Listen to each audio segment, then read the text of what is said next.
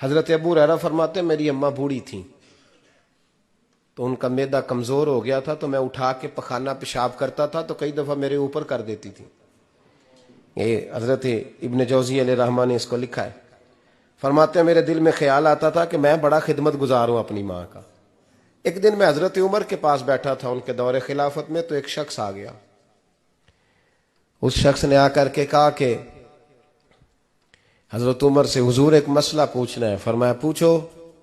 وہ کہنے لگا حضور میری اماں بوڑھی ہو گئی ہے، بیمار رہتی ہے، مریضہ ہے، مجھے آواز دیتی ہے بیٹے پیشاب آیا ہے، آواز دیتی ہے تو میں اماں کو اٹھاتا ہوں. ابھی میں بیت الخلاء تک واش روم تک جاتا نہیں کہ میری اماں میرے اوپر پیشاب کر دیتی.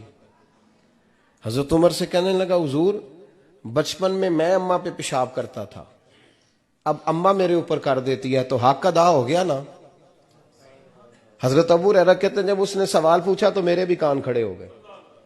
میں نے کہا یہ تو میرے والا مسئلہ پوچھ رہا ہے، میرے والا مسئلہ پوچھ رہا ہے. میرے پاس ایک دوست جمعہ پڑھنے آتے ہیں بڑی دور سے، مجھے کہنے لگے حضرت صاحب جدوں بھی میں آؤنا نا تسی میری ہوئی گل چھیڑ دیندے ہو، وہ جو بات ہوتی ہے نا بالکل میری ہوتی ہے. میں نے کہا نہیں یار جو میں کر رہا ہوتا ہوں وہ میری بھی ہوتی ہے، وہ سارے معاشرے کی ہوتی ہے. ہمیں لگتا ہے کہ میری ہو رہی ہے حالانکہ وہ بات ہماری سب کی مشترکہ ہوتی ہے.